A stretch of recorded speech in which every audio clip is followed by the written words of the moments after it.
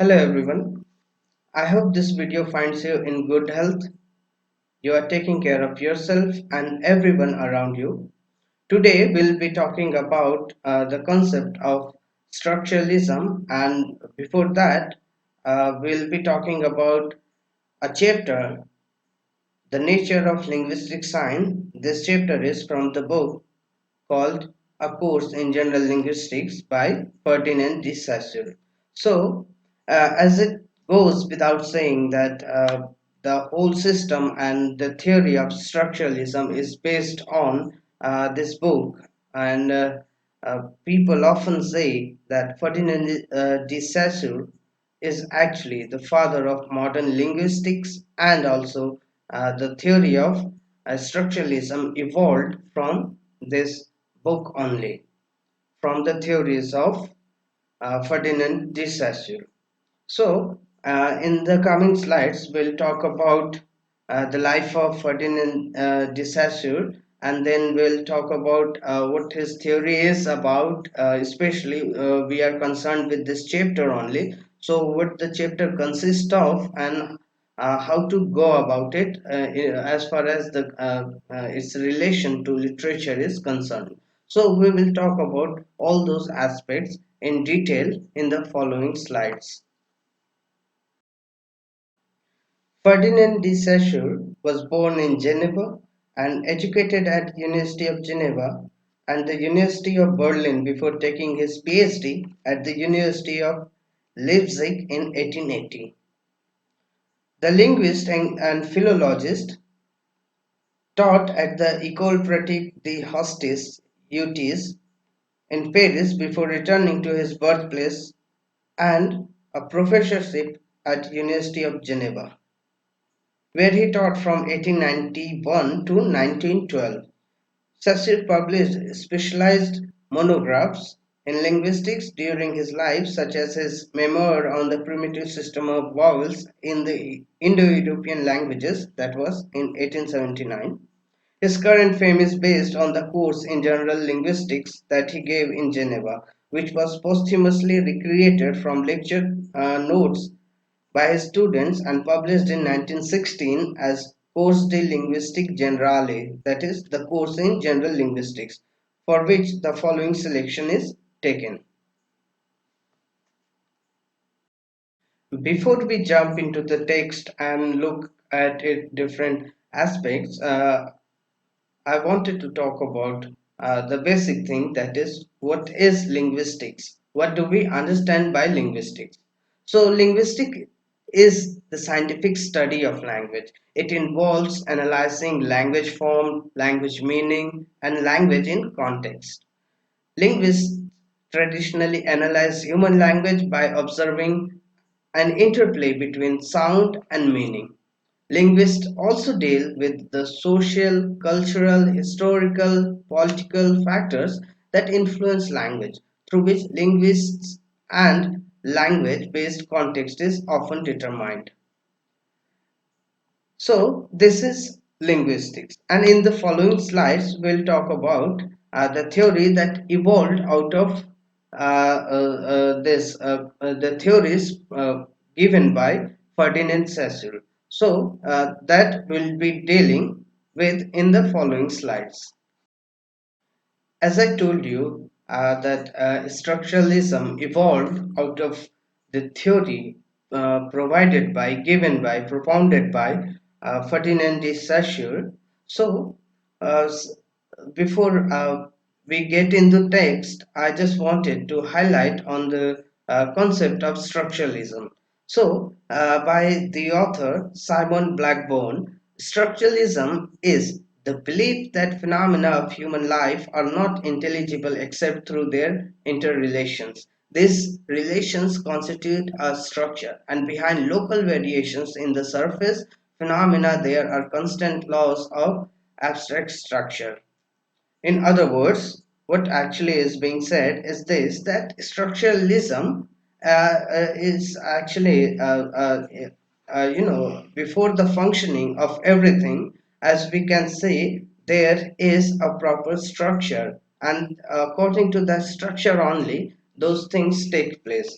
For example, the human life. Okay, and if we are, in order to understand human life, we must see their interrelations. And once we are dealing and looking at their interrelations, that is how they are related to each other and everything. So then we will come to a structure. We will conclude a structure, and those structures are though it may be an abstract thing or whatsoever, but those structures are the basis of all the functioning that is taking place around these things.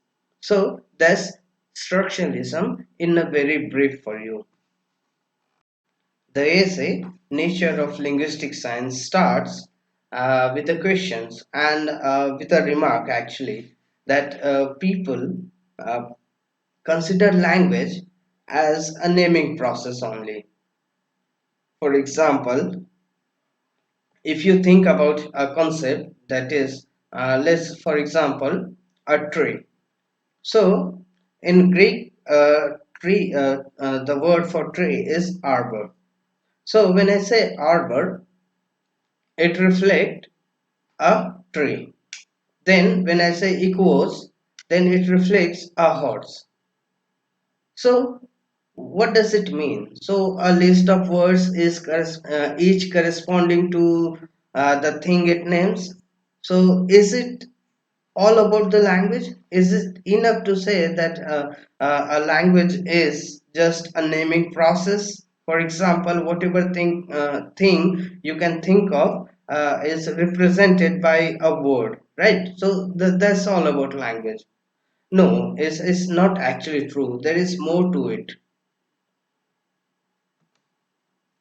As we can see that it is not just a naming thing, rather it's not just a process, a naming process, but it's more than that, and that we'll see in the following slide. So when we say that language is just a naming process, then what are the things that it is it is having a pre-mindset about? So let's say that it assumes ready-made ideas exist before words. Now think about it. If I say that a pen is a pen, okay, so now I can say, I can assume that before the word came, okay, the ideas already existed out there. So, and also it doesn't tell us whether that name, the tree we are using, the pin that I'm saying, is vocal or psychological in nature. So, what does actually mean here is see, the essay starts with this remark that people consider language as a naming process. And when I say a naming process, what does it mean? It means that ideas existed before the language. For example, there was the idea of tree out there, and now I came up with a name tree, and this is how it will be written TREE. So that's how a language comes into play. So this was a preposition on people's part. People supposed it this way, and then the problem with this is that it doesn't tell us about the nature of that very name, the language, whether it is vocal or psychological in nature. So then we come to the next part, that is a linguistic unit. So, for Ferdinand de Saussure, a linguistic unit is a double entity. It is vocal, it is psychological. And in the further slides, we will be elaborating those aspects of a linguist unit. Okay, so what do we understand by a linguist unit? We'll be seeing in the coming slides. Okay, so now think about this scenario. Okay, have you talked to yourself or recited something without uttering any sound? Now think about it. Have you talked to yourself or recited something without uttering any sound? So now we come to this conclusion that actually it is not vocal. Okay, so it is psychological in nature. But again, a linguistic unit is double entity. When I say double entity, what do I mean when I say double entity? Okay, so we can conclude that vocal activities are realization of the inner image, that it refers to sound image. Now again, this another thing came up, that is sound image. So what is a sound image? That we'll talk later. Okay, and then again a question arises: a linguistic sign is two-sided psychological entity, concept and sound image. Now think about it. When I ask you to say tree, or when I ask you to think about anything and you think about tree, so what kind of image that you get? The word tree. When I say tree, so you too will think about a tree, but it it doesn't have to be the same tree. Probably you are thinking about some banyan tree.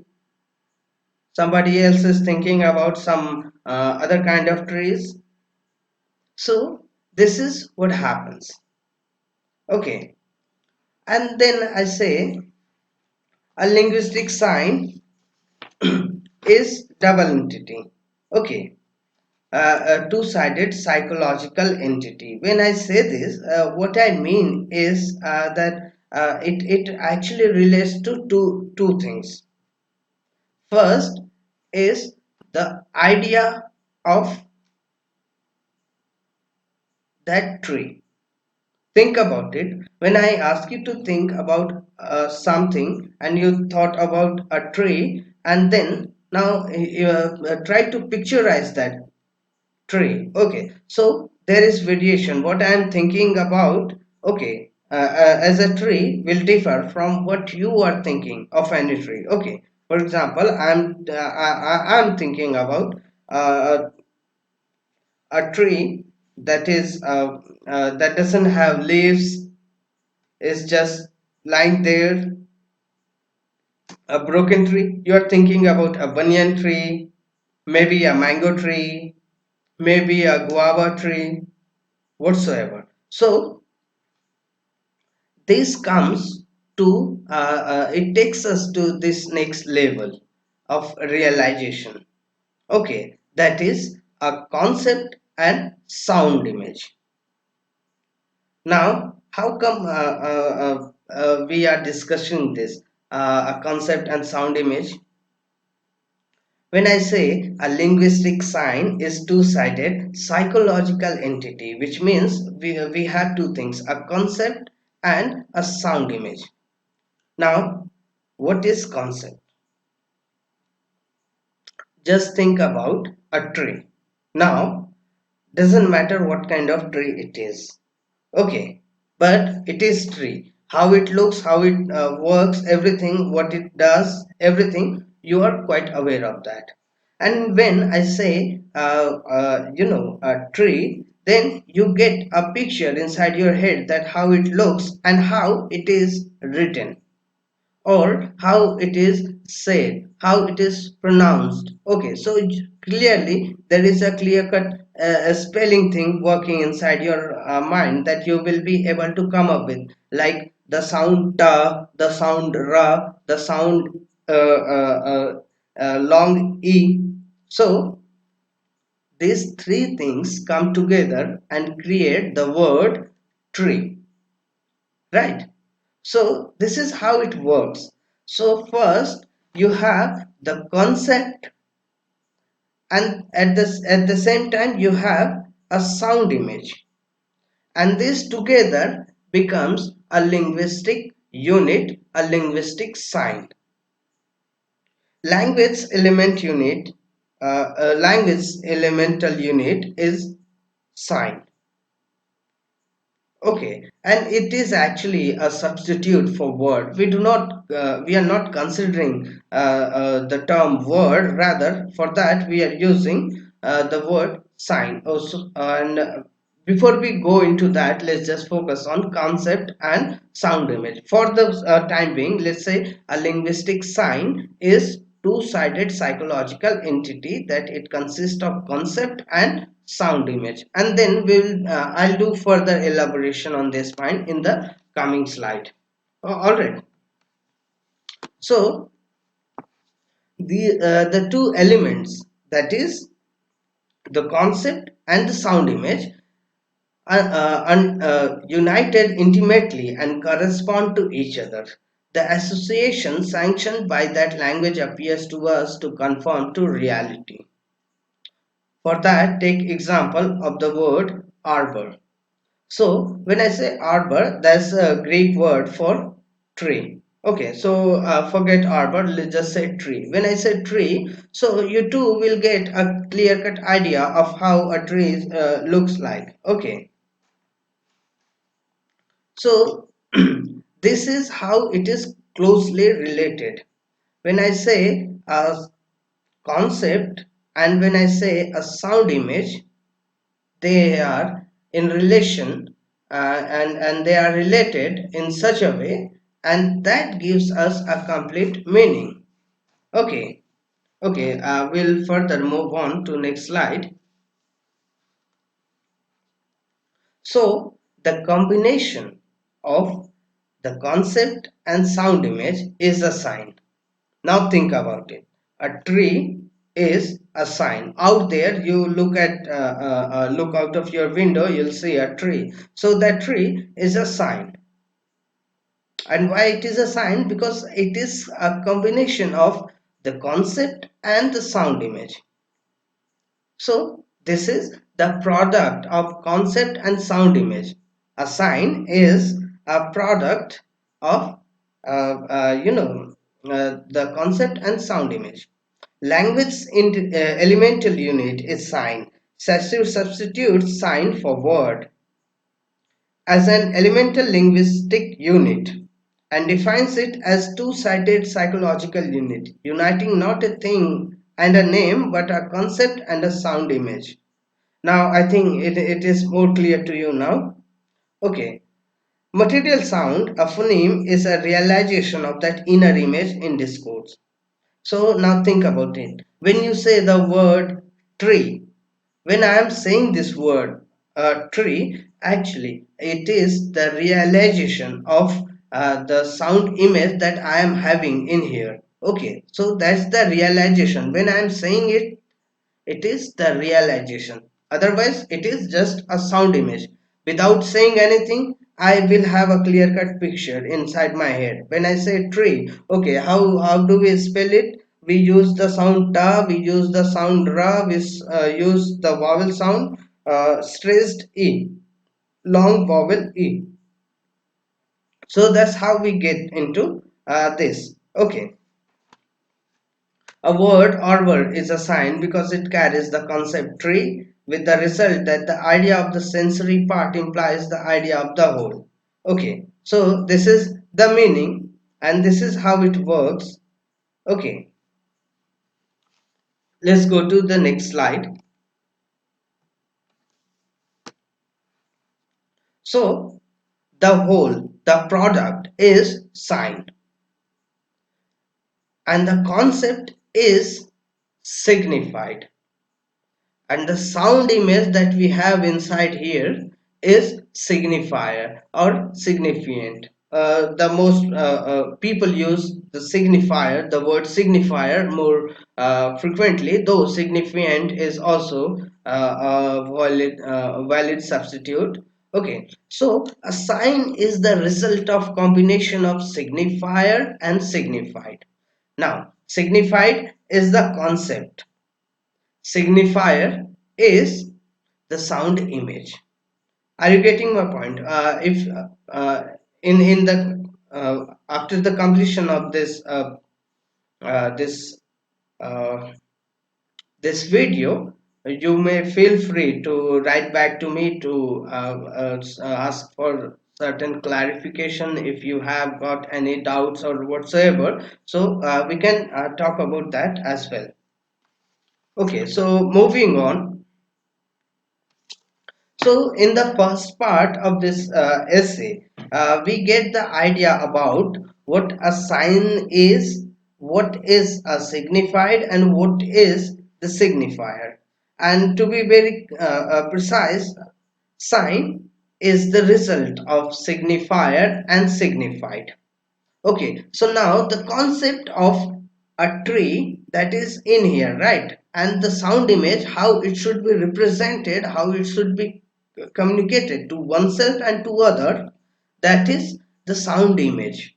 When I say tree, the idea of tree is right there, right here inside my mind. Okay, and the signifier is how it should be reflected, how it should be communicated, how it should be expressed. So that is signifier. Okay. So sound image is the psychological imprint of the sound, the impression it makes on our senses.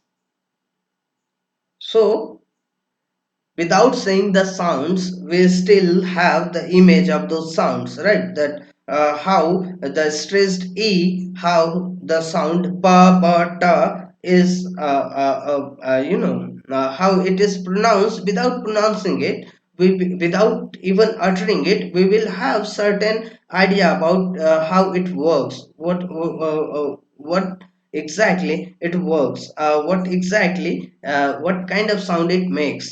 For example, let's just say sound pa.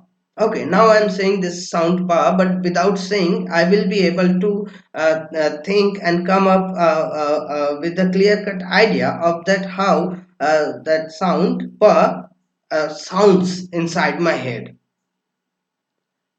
You got it. Just try to do it by yourself, and then you'll get the idea of the sound. Okay, so that is actually the sound image. And once you express that, once you utter those words through your mouth, actually you are,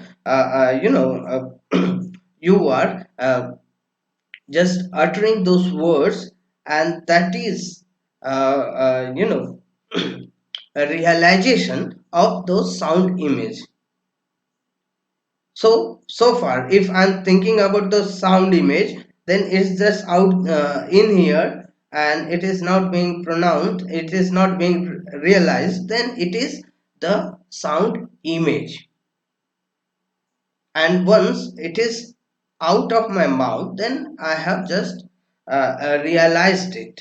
When I say I have realized it, that means I have uttered those sounds. Okay, so the psychological imprint in here, that is the sound, sound image,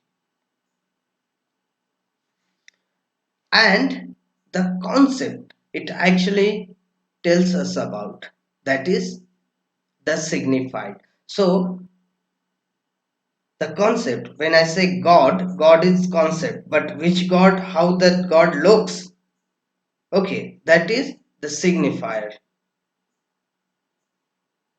Through the words, that how it should be spelled. For example, in Hindi it's Bhagwan, in English it is God.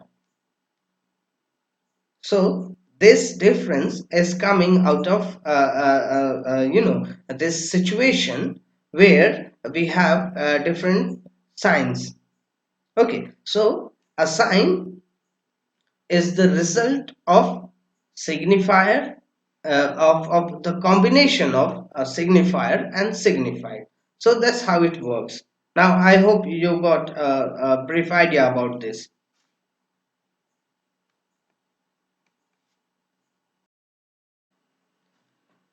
So far we have understood what a linguistic sign is, what is a signifier, and what is a signified. And as I told you, that a sign is represented through signifier and signified. and it is in nature it is more psychological, and the combination of signifier and signified is the sign. So we have made an understanding of all this, so we will further move on to the next part of the essay, where we get to know about the characteristics of language sign. So that is again the linguistic entity. If we divide or break down uh, the language to its very elemental aspect, then we'll get a particular sign. So a sign is anything. It represent, for example, tree. Tree is a sign. So we have the sound image inside our head. We have the concept. The concept is how a tree looks, what actually it's all the other aspects, like it gives fruits, flowers, and how it looks, and the green leaves, etc. So these are the concept.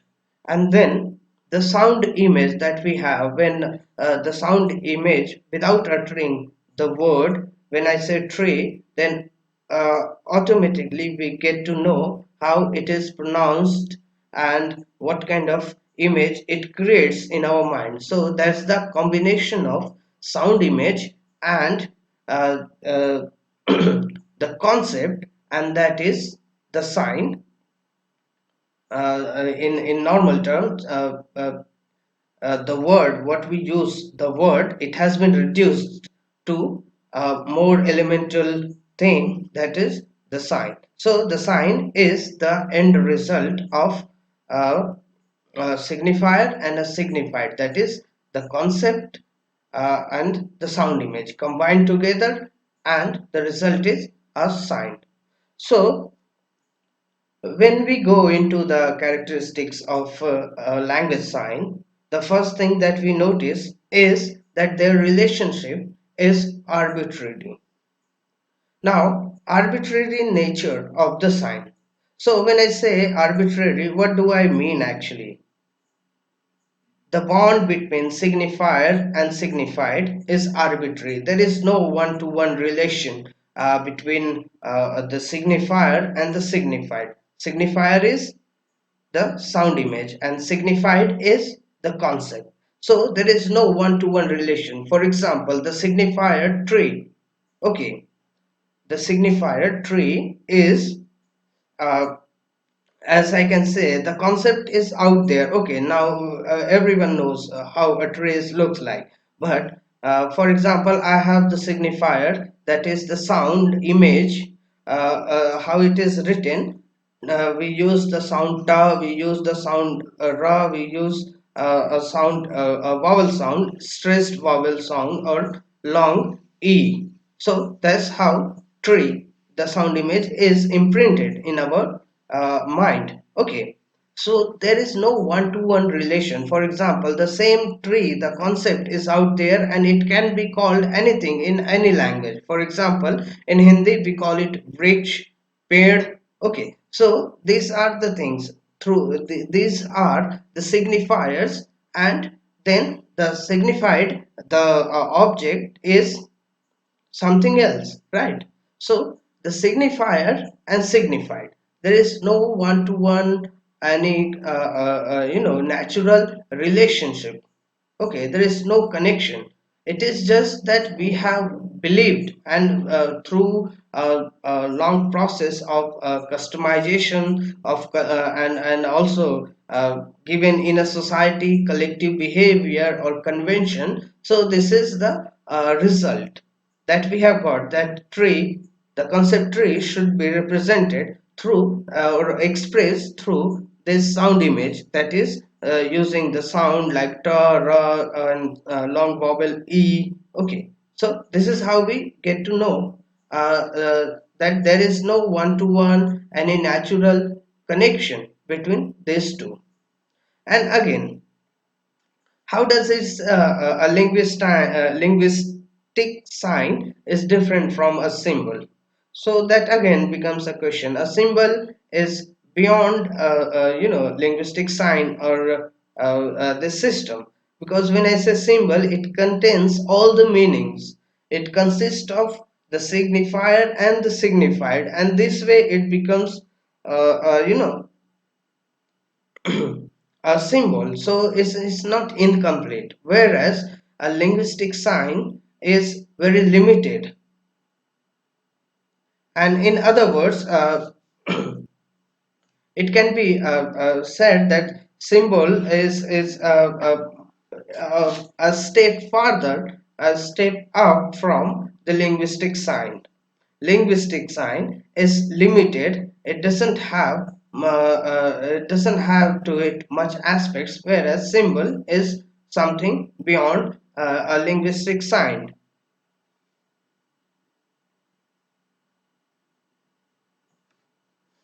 Further, again, when I say arbitrariness, the relation between signifier and signified as arbitrariness, so it doesn't mean that I can come up with any other word to represent something. For example, for a tree, now I'll call it tree. It's not possible. I cannot call a tree Cree. Why? Because no one will accept that. It hasn't been, it wasn't a part of any culture, any convention. It wasn't socially constructed. So I cannot name it. I have to be governed by the societal norms, the convention, and this is how. A signifier is named and a signified is both are connected.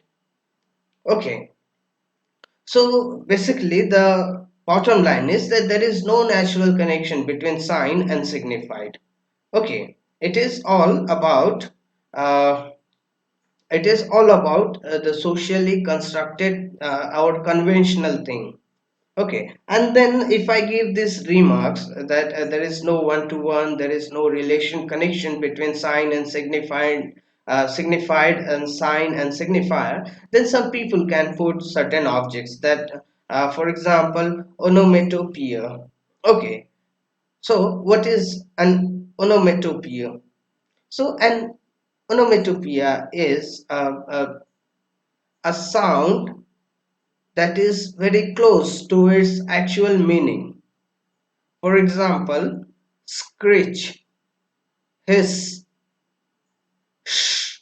So when I give the example of these two, three things, okay, so they somewhat are very close to what it signifies and the signifier. So signifier and the signified both are closer in this context. But again, that is also a very cultural specific convention specific, because those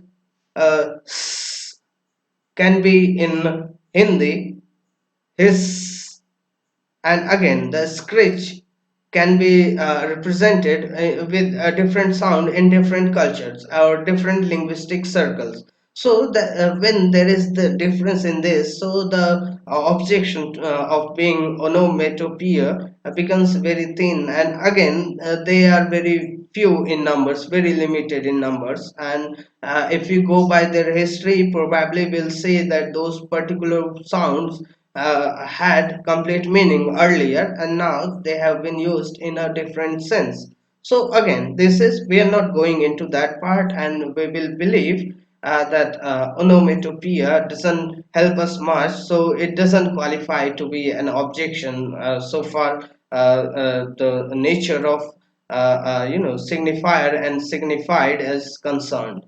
Whereas again the interjections, okay, for example, aha and alas and oh and ouch, everything. Okay, so for example, if I say ouch, that is in English, but for that oof in Hindi or Urdu. So the changes, there are so many changes. So these are very languages specific. So we cannot believe that they actually are closely related to signifier and signified or they in any way they prove that there is a kind of natural relationship between a signifier, a sign, and what it signifies. Okay, so there is no one-to-one, no natural relation between signified and signifier.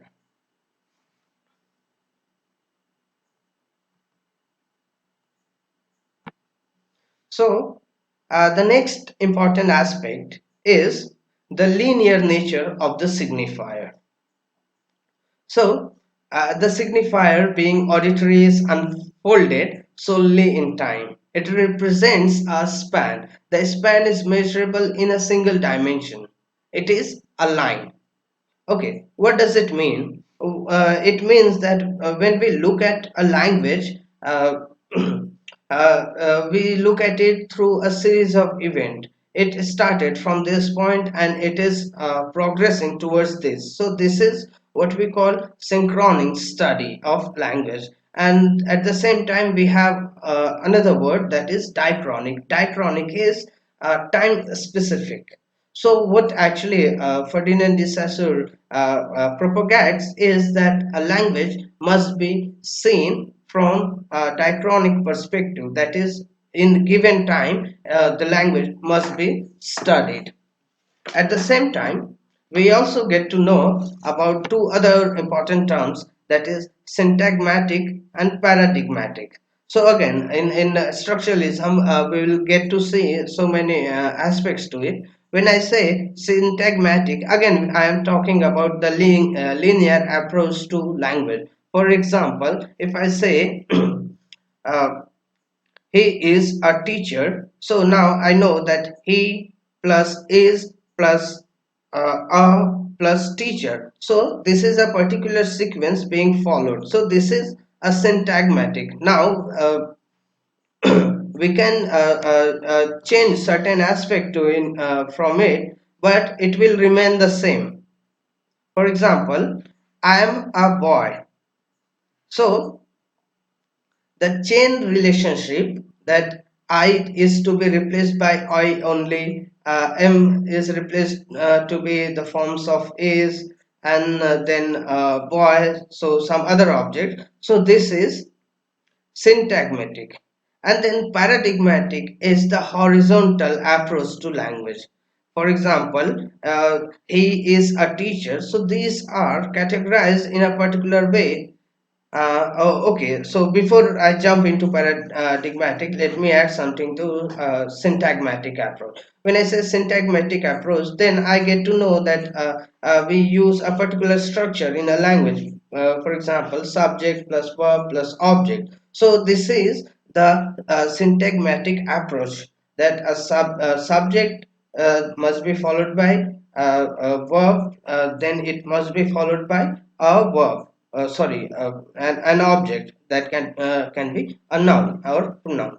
Okay, so subject plus verb plus object. So this is the linear equation, that is a syntagmatic approach, whereas paradigmatic talks about an horizontal approach, that is for example, let's look at an example that he is a teacher. So he belongs to a particular class, and it must be replaced by a word that belongs to the same class. Where at the same time, the teacher also, the word teacher must be replaced by the very any word that belongs to that particular class. For example, if I say teacher, he is a teacher, then he can be is a police, he is a doctor.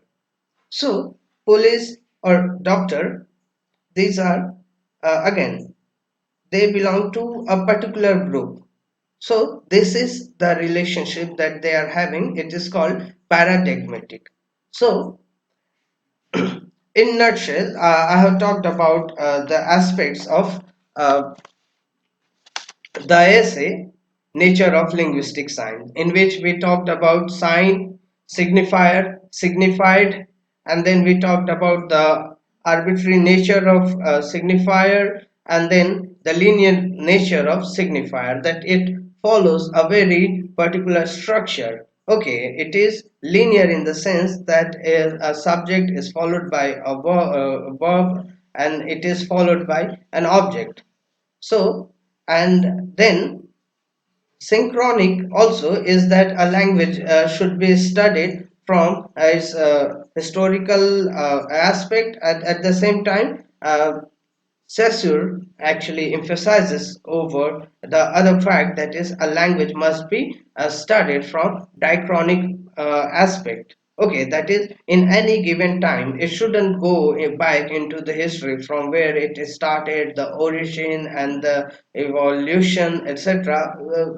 We are not required to go into that. Rather, we should consider it from this very diachronic, or that is in any given time we should be studying it from its cultural aspect, from its cultural context. Few more things that I wanted to add.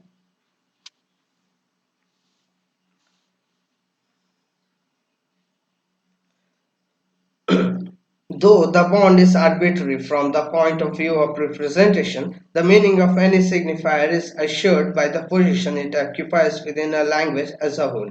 Language is a system of differences that generates meaning through its own internal mechanisms. Okay, so these are the aspects that we have talked about so far. So when I say what is a sign, what is a signifier, what is signified. Okay, so now you will have a clear cut idea. By now you will have a clear cut idea what a sign is. The sign is the end product of the combination of two psychological entities, that is the concept and the sound image. The concept is signified and the sound image is signifier. Sound image actually refers to the imprints, the imprints on our mind, or on our psychological imprints on our senses, let's say senses. Okay, so this is the combination of signifier and signified which results in a sign, and that's there. And the nature of the signifier is linear, that is it started from a particular moment to, and it went on to a particular moment. Okay, that is the historical approach. But he again criticizes it and then talks about that it should be diachronic, that a span is measurable in a single dimension, it is a line. So we should have an approach that must be a diachronic in nature. And then we further talked about syntagmatic and paradigmatic, though these 2 points are not dealt with in this essay per se. But again, this is good thing to know as I have added it from the further chapters. Okay, so I hope you enjoyed the session. And if there is any queries, any question that you would like to ask, or any doubts related to this presentation, feel free to ask, or feel free to write back to me anytime. Thank you.